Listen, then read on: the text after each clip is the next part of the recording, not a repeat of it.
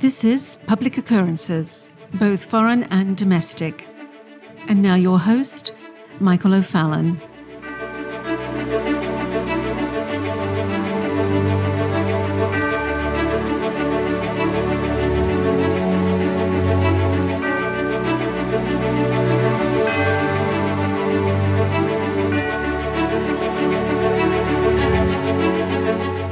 If you were an outside, strategic, objective, and politically intelligent observer of what has happened in the Southern Baptist Convention over the past 12 years, you would see that the path that the nation's largest evangelical Protestant convention of churches, with nearly 15 million members and 47,000 churches, that the path that the SBC has taken would only make sense if you were to understand the Southern Baptist Convention direction in light of what was happening at the same time with other transitioning affinity groups, and corporations, media, arts and entertainment, education, the legal and judicial fields. Well, they were all doing the exact same thing at the exact same time. And that is embracing radical subjectivism and deconstructing every bit of their organizations, all at the same time as we deconstruct our entire society. In short, they're all going woke. And going woke doesn't just mean accepting the tenets of race Marxism as communicated in the ideology known as critical race theory, and as made actionable after deconstructing of our society through intersectional methodologies, and as we will soon see, as a central pillar of ESG, environmental, social, and governance scores. That is, the new social credit designation that will accompany the transition of our analog monetary system that is infused with liberty, personal volition, and personal responsibility, and into a digital panopticon controlled by a technocratic oligarchy. Now, as I had just said previously, much of this isn't just about critical race theory. And as I have said, critical race theory is not the goal. It is a tool to establish the goal. Goals that were articulated in some parts hundreds of years ago by Rousseau, Kant, Hegel, Marx, and more or less at the same time by the Fabians and Antonio Gramsci. Now, we've talked a lot about Gramsci in the past, in previous episodes, but let's just get another refresher. Gramsci, the Italian philosopher and politician, wrote more than 30 notebooks and 3,000 pages of history and analysis during his imprisonment in Italy. Many of his writings can be found in his 3-volume prison notebooks. Gramsci sought to break with Karl Marx's economic determinism and base his theory on wielding and maintaining power by the ruling class, which has commonly been known as his theory of cultural hegemony. Gramsci believed that the ruling class, the bourgeoisie, used cultural institutions to maintain power. They use ideology rather than violence or economic force to propagate their own values by creating the capitalist zeitgeist. So, in Gramsci's Marxist and Hegel-informed views, cultural hegemony is maintained by the capitalist ruling class through the institutions that make up society's superstructure. So Gramsci and Marxists define the superstructure as everything not directly having to do with production, such as family, culture, education, media, law, and religion. Gramsci's counter-hegemony is also deeply rooted in today's theory of intersectionality, which has been touted across the Southern Baptist seminaries. Intersectionality seeks to dismantle the existing cultural hegemony by ideological subversion and opposition, challenging the legitimacy of existing superstructural institutions like family, political power, and religion. And Saul Alinsky describes the modus operandi for such an enterprise in the introduction of his book, Rules for Radicals. And he says, quote, "What follows is for those who want to change the world from what it is to what they believe it should be. The Prince was written by Machiavelli for the haves on how to hold power. Rules for Radicals is written for the have-nots on how to take it away." End quote. So a counter-hegemony, in essence, is an alternative ethical view of society that seeks to challenge, undermine, and replace the existing cultural power structure. It has been described as the creation of a rival hegemony on the terrain of civil society in preparation for political change. In Gramsci's own words, he viewed the task this way. Quote, "Socialism is precisely the religion that must overwhelm Christianity. In the new order, socialism will triumph by first capturing the culture via infiltration of schools, universities, churches, and the media by transforming the consciousness of society." End quote. And this is the primary modern-day goal of Klaus Schwab, who quotes Gramsci in his latest book, The Great Narrative. It is an all-at-once, at the same time, final push for the ideological, cultural, and economic revolution of the world.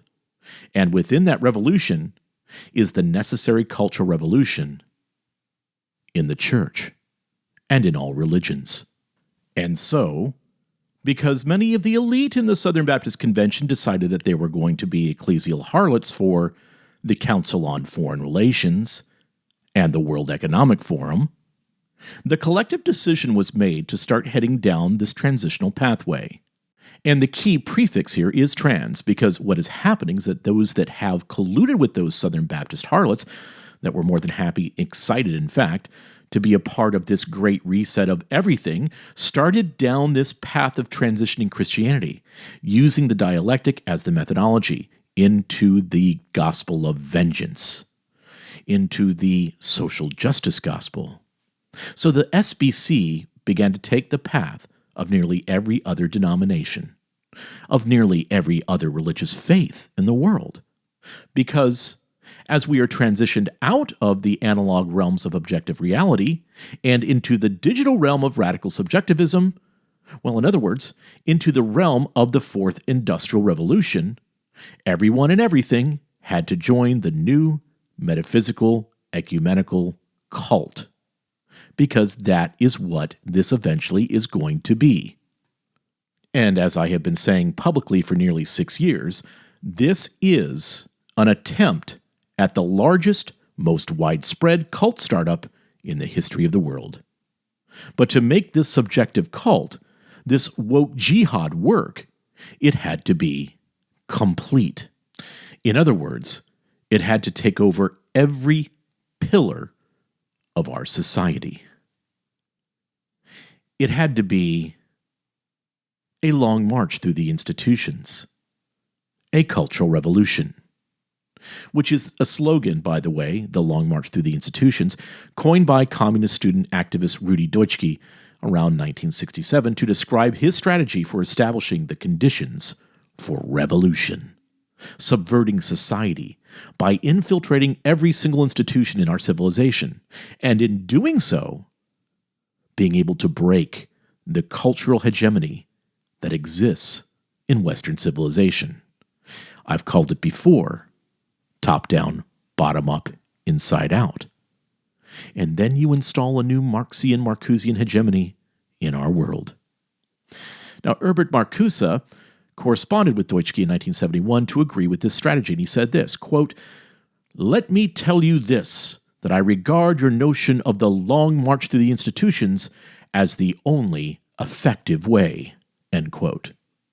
So then, in his 1972 book, Counter-Revolution and Revolt, Herbert Marcuse wrote the following, quote, "To extend the base of the student movement, Rudi Dutschke has proposed the strategy of the long march through the institutions, working against the established institutions while working with them, but not simply by boring from within, rather by doing the job, learning how to program and read computers, how to teach at all levels of education, how to use the mass media, how to organize production, how to recognize and eschew planned obsolescence, how to design, etc., and at the same time preserving one's own consciousness in working with others.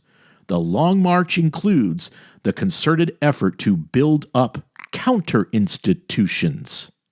They have long been an aim of the movement. but the lack of funds was greatly responsible for their weakness and their inferior quality.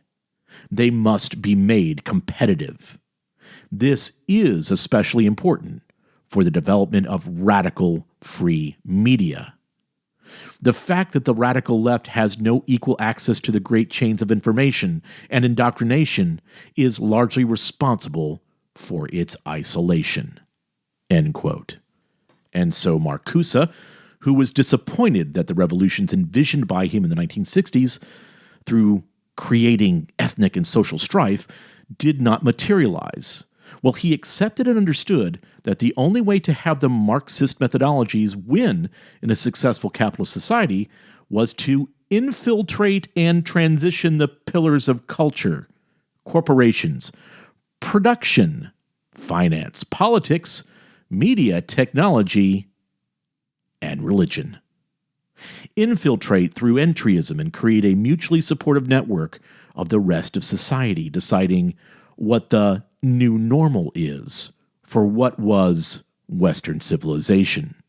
And if you didn't know before by listening to my podcasts over the last 5 years, that is what the role of the World Economic Forum is: to create a supranational cabal of economic collusion that will strangle anyone in any institution that refuses to religiously make the dreams come true of people like Klaus Schwab, Larry Fink, and not to mention Herbert Marcuse, Antonio Gramsci, Zbigniew Brzezinski, G.W.F. Hegel, Karl Marx, Paulo Freire, George Bernard Shaw. I know some of you still have a hard time with that, but it's true. He was one of the most evil men that ever lived.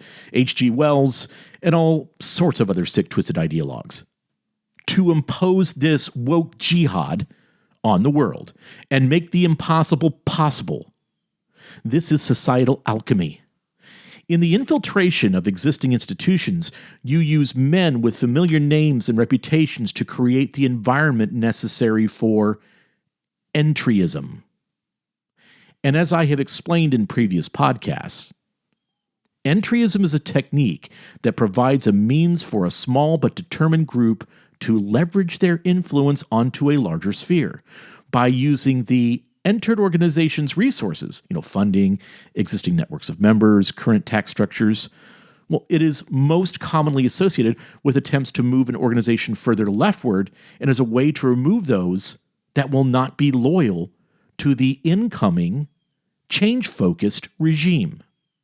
And it makes sure that it keeps those that will be loyal and obedient in place. Where entry-ism occurs, you will suddenly find new mandates, new restrictions, and new ideologies that would have been unthinkable in previous years. Entry-ism is most commonly associated with attempts to move an organization further left, but is not exclusive to political parties. Entryists could target a corporate organization, charity, society, or faith-based religious group, like the Southern Baptist Convention. It is especially useful where a larger hierarchy does not exist. Those practicing a form of entryism many times will create a larger coalition of normally separated groups or denominations to create a previously non-existing authoritative hierarchy within their new larger coalition, which is why you have so many elite entryism members of the SBC as part of the ERLC or the North American Mission Board, or even members of the Gospel Coalition, the Hegelian dialectical machine of evangelical Christianity. And so, as men like Rick Warren and Ed Stetzer and Richard Land were basically standing on the street corner of Davos, wearing their most attractive ecclesial robes, and making promises to the elites in Davos that if you really want to make your societal transformation successful, well, you'd better go through the experts that know how to effect change in Christianity. Those that could push the traditionally conservative evangelical church into the radically progressive Fourth Industrial Revolution. These men in the SBC, who could be bought for a few pieces of silver, began the transformation of the church. Yes, they started the process of transitioning the church.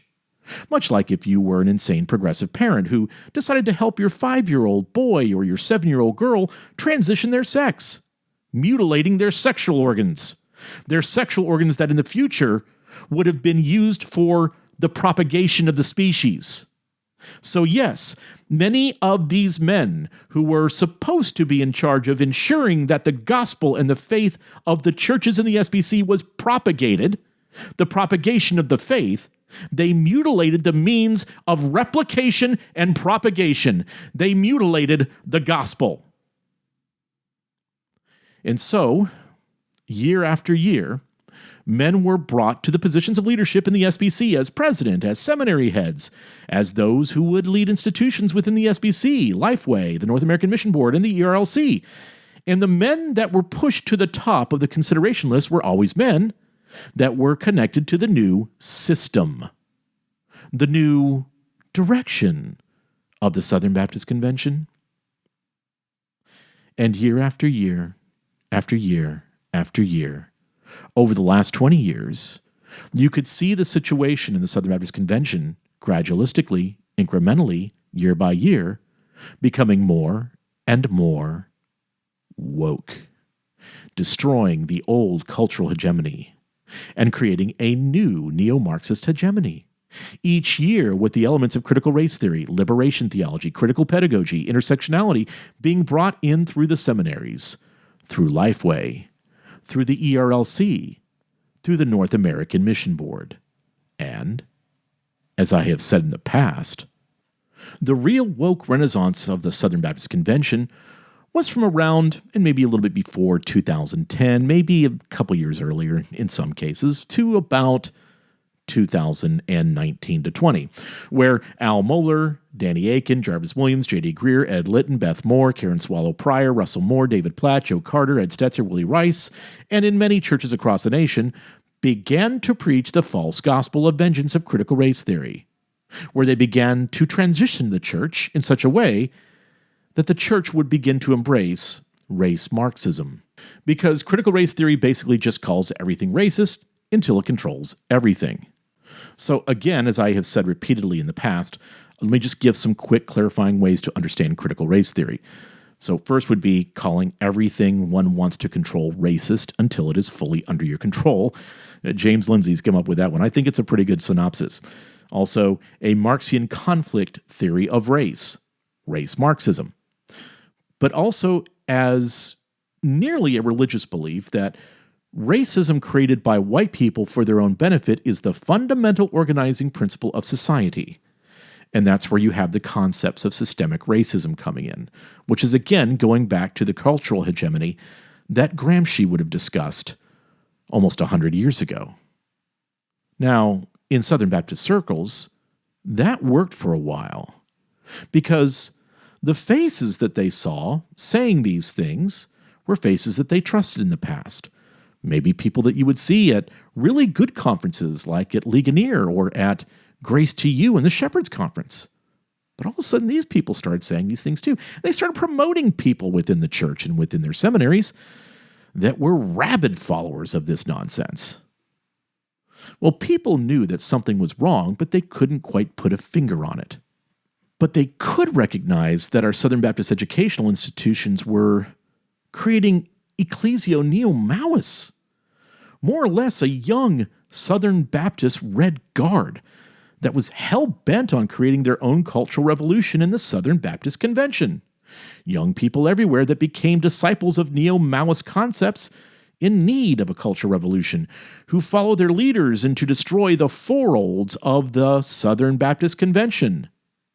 The old theological positions, the old culture of the church, the old hierarchies and traditions, and the old ways of knowing. It's basically what happened in China. But now you're importing that same strategy within the largest Protestant denomination in the United States. And that is one of the reasons why I began Sovereign Nations in 2017, because someone had to explain what was going on, and it had to be me, because I was the one person who was in on the entire scheme beginning in 2009. And when I saw all of the awful and terrible things that would accompany this giant deconstruction of civilization, and when the men that I had previously held in high regard began to fade my cognitive dissonance really quickly faded too.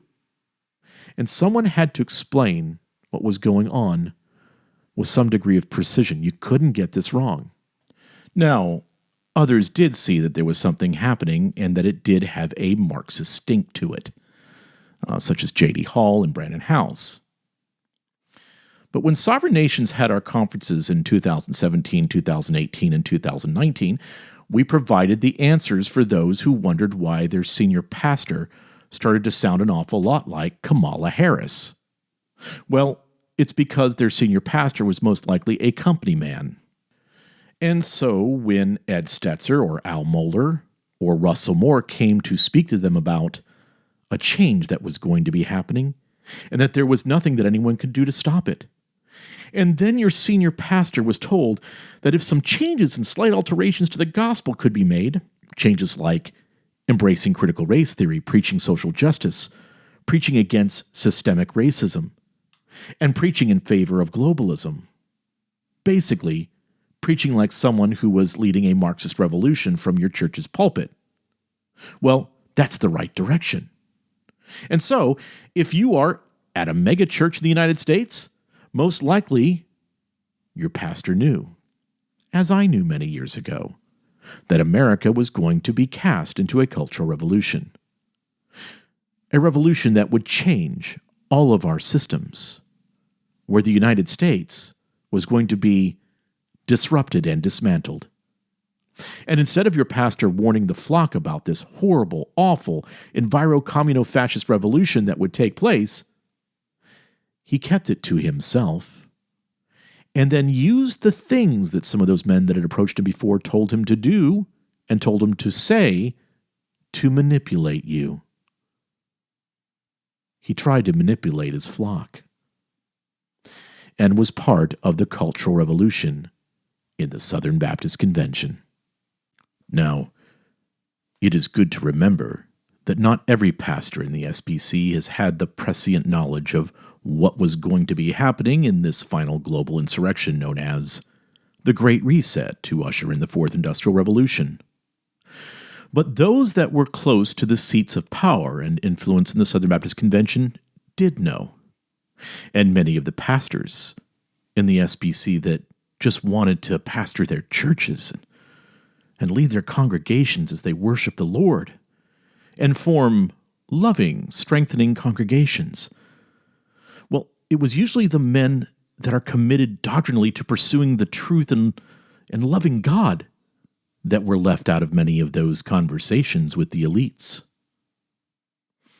And as we previously stated, that is how this basically works with entry-ism. And entry-ism is practiced to make sure that those good men with godly intentions don't come close to taking the reins of power and control away from those who are committed to the Southern Baptist Cultural Revolution. Because if a good man were to get into a seat of power, where they could make committee appointments and request to see files and request to see transcripts of meetings, well, some rather horrible, deceptive, downright traitorous to the King of Kings things would be uncovered. And that is because the main purpose and intent of those who have been in control of the Southern Baptist Convention over the past several years has not been to propagate the gospel and sanctify their members through the preaching of Scripture.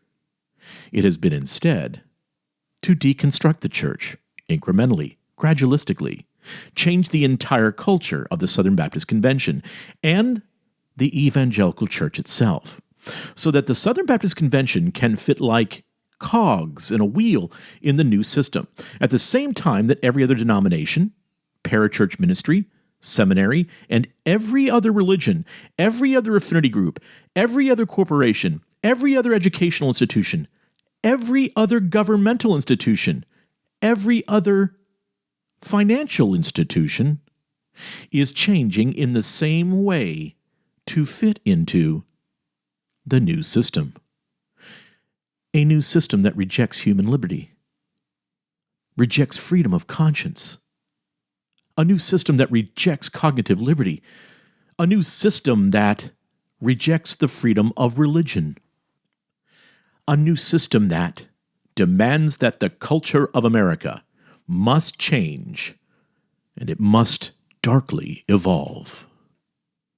So in many ways, as the goal has been to disrupt and dismantle the culture of the United States and Western civilization, knocking down or perverting our pillars of culture in America, the best way to understand what is happening to the Southern Baptist Convention and evangelicalism in general through the lens of a Hegelian gospel coalition is to look at other major pillars of culture in America.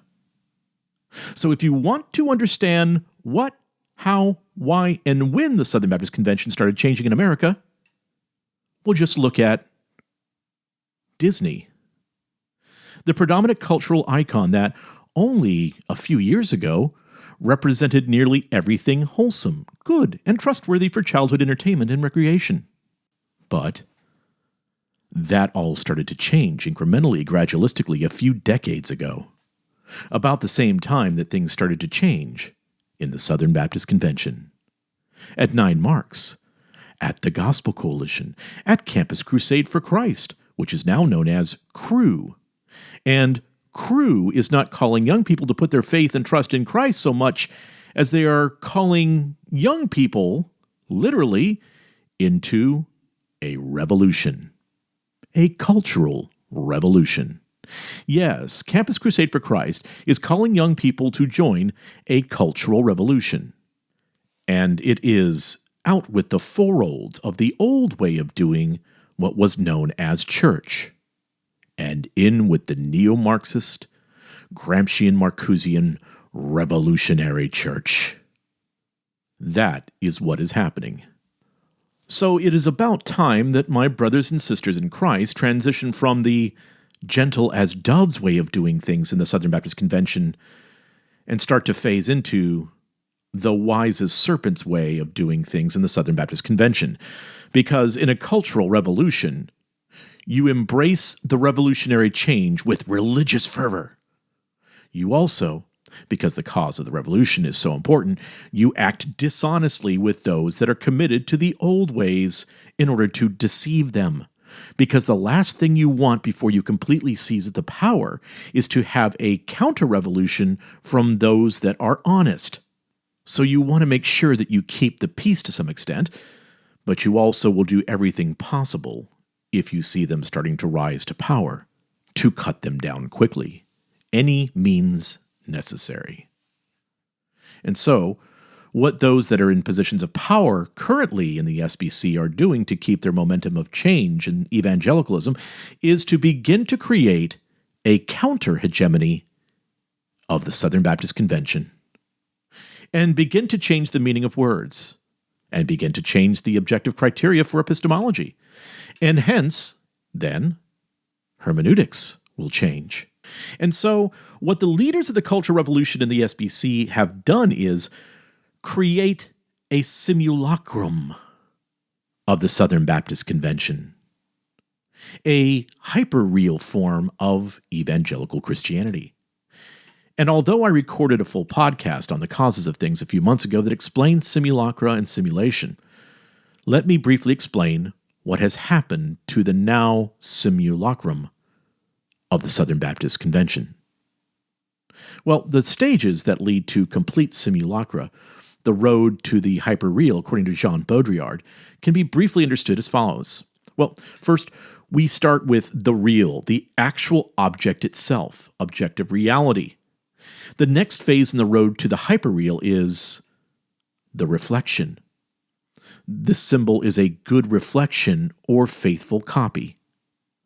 But the next phase is the mask. And this symbol is a perverted appearance or an unfaithful copy, which then descends to the next level, the illusion. This is a cover-up, pretending to be a faithful copy. And lastly, pure simulacra, where it has no relation to reality of what was true whatsoever. And so to create a new revolutionary cultural hegemony in the Southern Baptist Convention, you had to start down the path of deconstruction of the real and phase into the hyperreal. The path to the eventual simulacrum of evangelical Christianity was necessary to start that way. So again, first you had to start with the real thing itself. The gospel is revealed through the scriptures themselves, and with the understanding that the scriptures are both inerrant and as well sufficient for faith and practice. And you practice Ecclesia Reformata, Semper Reformata, the church reformed, always reforming. That is, that we are always to conform and continue to seek to conform to what has been revealed to us through the Word of God. So, in essence, the Christian evangelical church originally sought to be a reflection of the original. That was the entire purpose of the Protestant Reformation. To reform the church to the objective truth as understood in the source of special revelation, while still recognizing the objective truth of general revelation. And the Reformers believed strongly that the Catholic Church had departed from being the reflection or faithful copy of the original. But then comes the second stage of transformation into the hyperreal simulacrum. If you remember, number 2 was the mask. The mask, this symbol, is a perverted appearance or an unfaithful copy, which masks and denatures reality as an evil appearance. It is maleficence. And in this second stage, signs and images do not faithfully reveal reality to us, but can hint at the existence of an obscure reality, which the sign itself is incapable of encapsulating anymore. So as the conservative resurgence happened within the SBC, within only a few years, men who were trusted for truth in the Southern Baptist Convention and broader evangelicalism began to hang out or spend time with the greatest and largest simulacrum machine known to man, the World Economic Forum, and as well other groups associated with the World Economic Forum, like the Council on Foreign Relations. And at first, you really didn't see any major changes. Some of these men actually preached good sermons. They wrote good books. They spoke at really good conferences and were on the stage next to genuine, true, originalist believers like John MacArthur and R.C. Sproul. Good men that were faithful copies of the original. They never descended down the road of simulacra. But then, with those men that were dedicated to the second stage, well, then the mask started to appear. And this is where the maleficence began. The hiring of professors who were well-versed and true believers in critical theory, critical race theory, critical pedagogy, which has a theological systematic structure, by the way, and a focus on social justice. And so, you begin to shift from the old way of teaching and learning about the Bible and about the faith and exegetical hermeneutics, and you explore new ways of learning, new knowledges and pathways to the new subjective truths. And folks at the World Economic Forum and Council on Foreign Relations just love this path that you are taking, and they will keep on encouraging you and find new pathways of funding for you. You see, this is the role of religion in the Great Reset into the Fourth Industrial Revolution. And now you're a big part of it. And you, SBC leaders, are showing that you are really serious about making these transformational changes.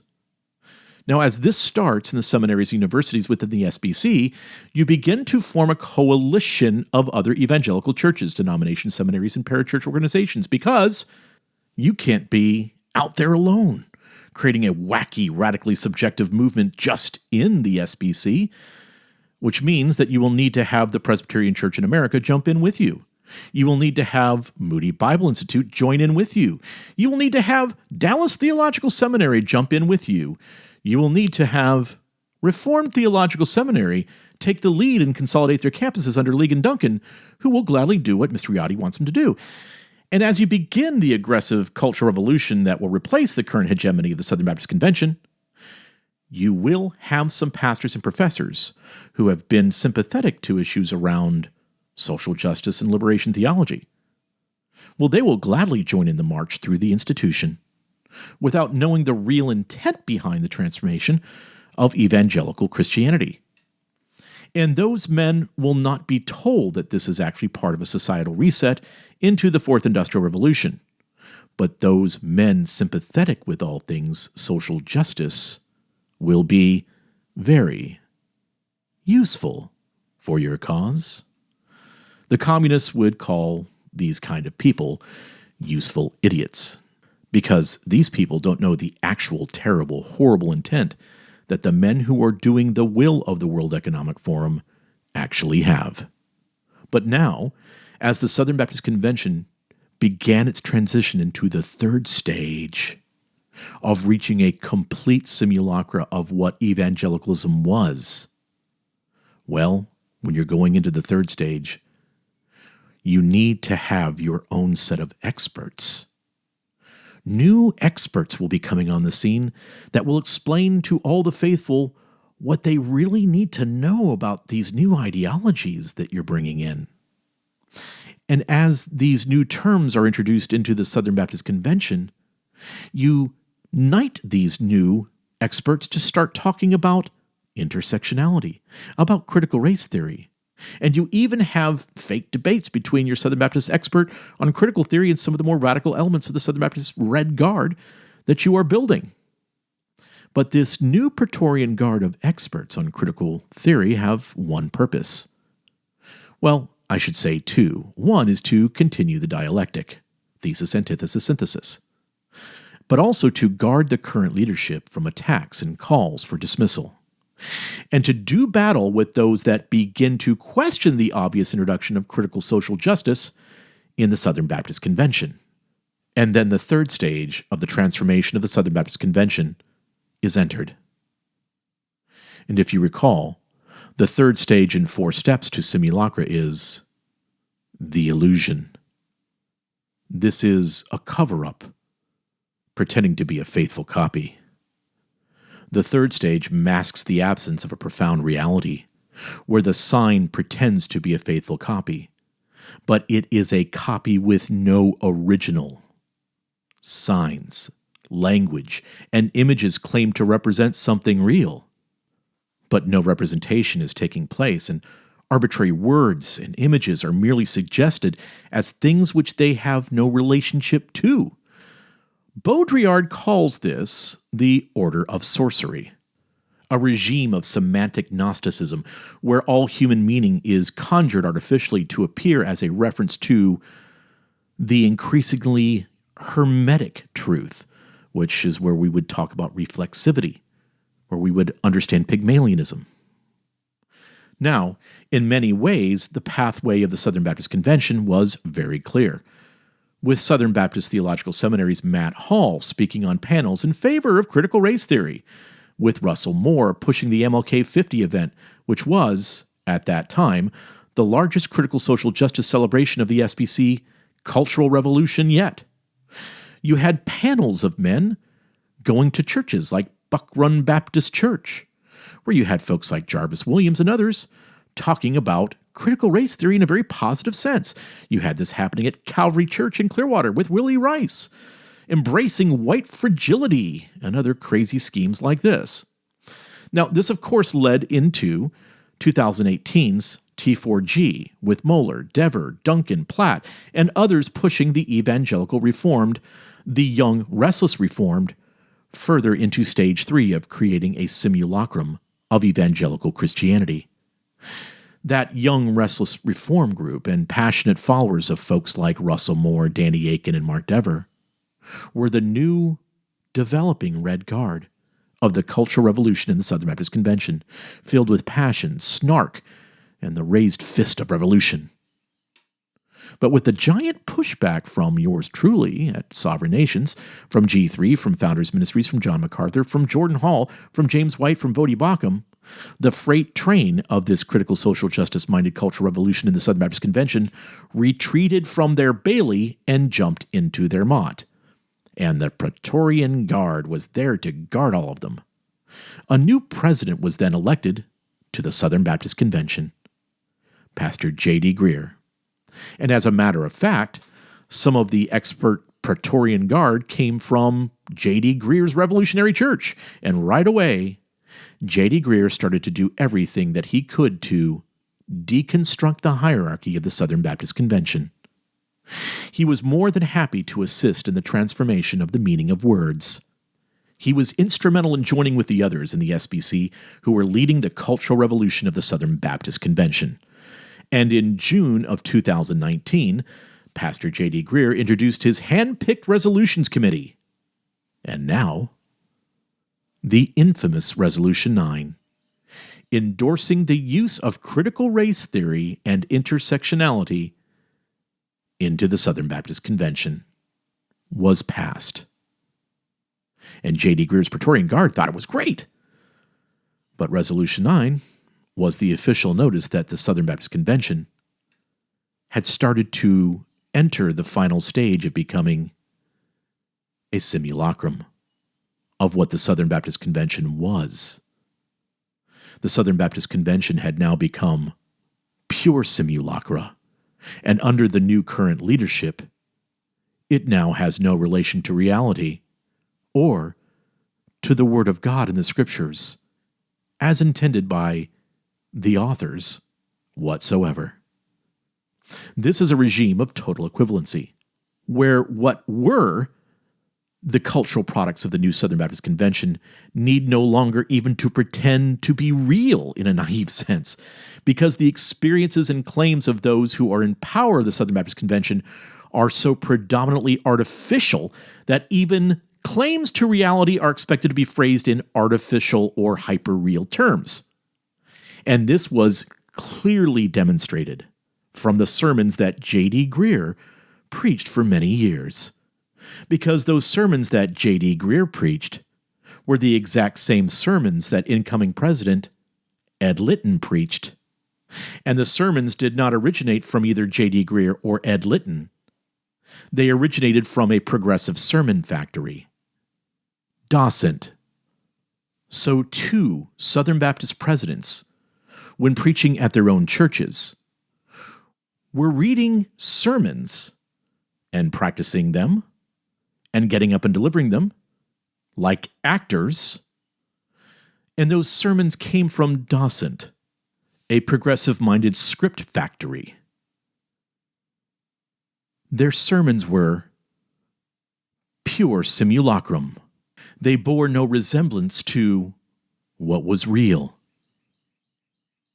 And the last two presidents of the Southern Baptist Convention were simulacrums of the Southern Baptist presidents, placed in their positions only to accelerate the contradictions and to eminentize the eschaton, to ensure that the cultural hegemony of the Southern Baptist Convention would be replaced with a counter-hegemony, just as Gramsci, Mao, Marx, and Marcuse said it should be done, as are all the phony and created crises that originate from their leadership, as are the Baptist news services that support their Gramscian Cultural Revolution, their long march through the Southern Baptist Convention, their Cultural Revolution in the Southern Baptist Convention, and whatever way the Southern Baptist Convention goes, so goes the rest of evangelical Christianity, accelerating the contradictions, a simulacrum of what was the Southern Baptist Convention. But, just as with the death, burial, and resurrection of Christ, so too can the faithful of the Southern Baptist Convention take back the Southern Baptist Convention, can resurrect the buried, faithful Christian witness that it once was, and reject the dark cultural revolution brought on by the revolutionaries. And if you are a Southern Baptist and are ready to breathe the breath of true life back into the Southern Baptist Convention, if you are ready to end this Marxist infusion into evangelicalism, then show up in Anaheim in June this year and vote for Vody Bauckham and Tom Ascol. The only other choice outside of Tom and Vody is the continuation of the long march through the Southern Baptist institutions. And we have a responsibility to save what the Lord has entrusted to us. So show up in Anaheim, because we must win. I'm Michael O'Fallon, and this has been Public Occurrences, both foreign and domestic.